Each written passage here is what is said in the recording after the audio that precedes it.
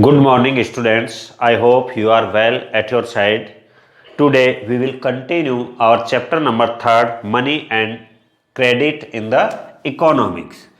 In this chapter, we discussed about the various types of credits and credit or loans from which the farmers and other peoples are obtain the loan. Now, formal sector credit in India. The formal sector and informal sectors are source of credit in India. The various types of loans can be conveniently grouped as formal sector and informal sectors.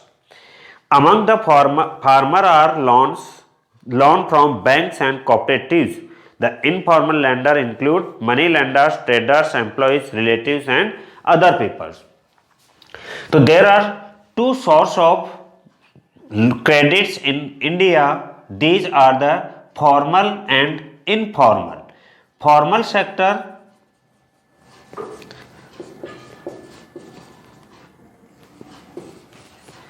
Formal and informal. In the formal sector, formal में bank and cooperative societies, bank and cooperatives,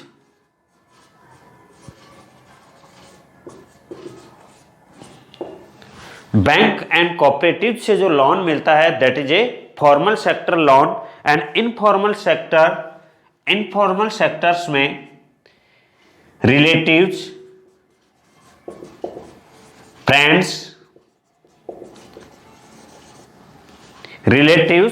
friends, money lenders,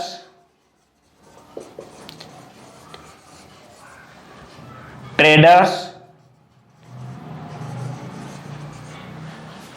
relatives, friends, money lenders, traders,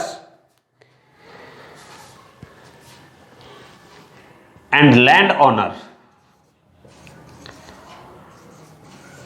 These are the informal sectors of the source of the credit, relatives or family members. इसमें family members भी हो सकते हैं. तो the two types of source of credit are formal sector and informal sector. In graph 1 we can see the various sources of credit to rural household in India. Book में एक graph 1 दिया हुआ है, एक डायग्राम है. उस graph में show किया गया है according to the year 2010 the rural sources of credit for rural household. And this in this graph cooperatives and commercial bank, government and other formal sources. तो सबसे ज़्यादा जो लोन मिलता है वो cooperatives and commercial banks loan है. Government and other formal sources 8%. Professional and agricultural money traders, landlords and relatives and friends. The Reserve Bank of India supervises the functioning of formal sources of the loan. Formal sector वो है जहां formality ज्यादा होती है. Informal sector वो है जहां formality नहीं होती. फॉर्मल में फॉर्मेलिटी कैसे होती है कि विदाउट कोलेट्रल और विदाउट डॉक्यूमेंटेशन, विदाउट प्रोसेस कोई लोन नहीं मिलता, कोई क्रेडिट नहीं मिलता. और यहां पर केवल नॉन पर्सन होना चाहिए, उसके बाद ये कोई भी लोन देने को तैयार है. Formal sector is supervised and controlled by the RBI, and these sectors are not controlled or not governed by any body. So the Reserve Bank of India supervises the functioning of formal sources of loan. Bank और cooperative societies पर जो control and supervision होता है वो RBI, Reserve Bank of India. For instances we have seen the bank maintain a minimum cash balance. Minimum cash balance out of the deposit they receive. The RBI monitor the banks in actually maintaining cash balance. तो एक minimum cash balance जो RBI, Reserve Bank of India, supervises और controls the banks बैंकों के ऊपर वो supervision करता है और कंट्रोल करता है, और उनमें एक प्रोसेस उसका ये है कि bank maintain cash balance. Bank जो हैं वो कैश बैलेंस को मेंटेन करते हैं कि रोज जो भी उसमें डिपॉजिट होगा उस डिपॉजिट का 15% वो खुद रखेंगे और बाकी आरबीआई में डिपॉजिट करवाएंगे हर कैश टाइम जो है कंप्लीट होने के बाद।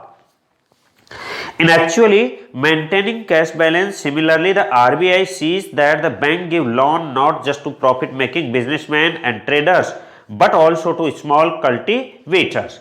और बैंक ये भी देखता, आरबीआई ये भी नोट करता है, ये भी नोटिस करता है, सुपरवाइजेस करता है कि जो बैंक हैं वो केवल बड़े बिजनेसमैन और ट्रेडर्स को ही लोन दे रहे हैं या स्मॉल जो कल्टीवेटर्स हैं उनको भी लोन दे रहे हैं, और ये भी कंपलसरी है कि स्मॉल कल्टीवेटर्स को भी लोन दिया जाएगा। Small scale industry to small borrowers etcetera, और साथ ही ना केवल स्मॉल फार्मर्स बल्कि स्मॉल इंडस्ट्रीज और स्मॉल स्केल प्रोड्यूसर्स जो हैं, बोरोवर्स हैं, उनको भी लोन प्रोवाइड करवाना होगा। Periodically, banks have to submit information to the RBI on how much they are lending to whom at what interest rate, और ये भी मेंटेन करता आरबीआई कि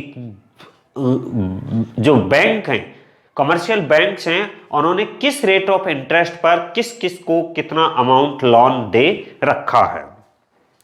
There is no organization which supervises the credit activities of lenders in the informal sector, जबकि दूसरी side देखें हम informal sectors पर ऐसी कोई जो टर्म एंड कंडीशंस उस पर नहीं है। They can lend to whatever interest rate they choose. There is no one to stop them from using unfair means to get their money back. वो अपना पैसा वापस लेने के लिए, लोन रीपेमेंट करने के लिए कोई भी रास्ता अपना सकते हैं। There is no control and no ban, but banks and cooperative societies are not take the strict action for the borrowers compare to the formal trader lenders. Most of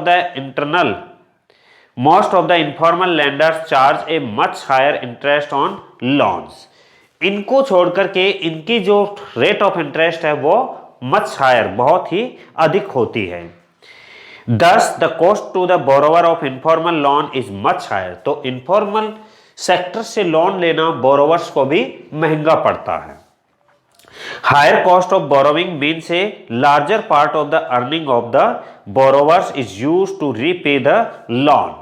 जितनी अधिक रेट ऑफ इंटरेस्ट होगी उतना ही उसके जो production है उसका भी ज्यादातर पार्ट तो लोन का इंटरेस्ट पे करने में ही चला जाएगा।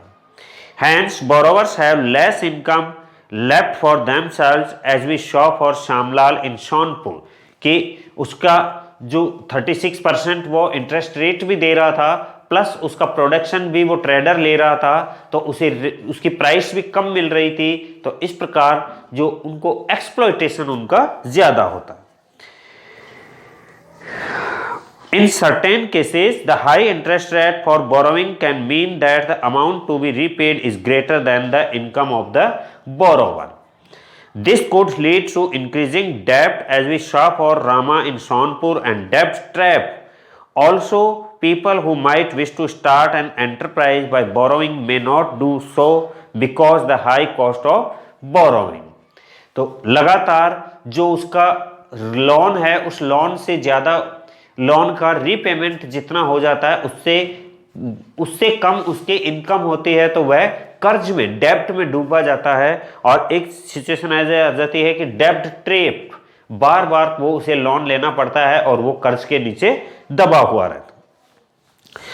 For these reasons banks and cooperative societies need to lend more, और यही कारण है उन पब्लिक को डेब्ट ट्रैप से बचाने के लिए ही बैंक और कोऑपरेटिव सोसाइटीज को ज्यादा से ज्यादा लोन रूरल एरियाज में प्रोवाइड करवाना होगा। Hence, these regions, banks and cooperative societies need to lend more.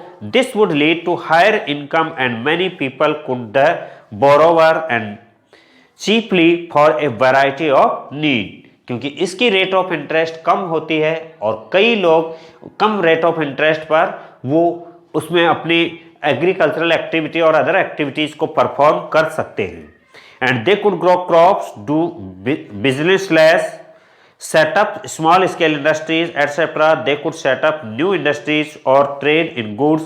Cheap and affordable credit is crucial for the country's development. कि जितना कम रेट पर, चीप रेट पर, रेट ऑफ इंटरेस्ट पर अगर loan मिलेगा, क्रेडिट मिलेगा तो लोग ज़्यादा से ज़्यादा कंट्री का डेवलपमेंट कर पाएंगे।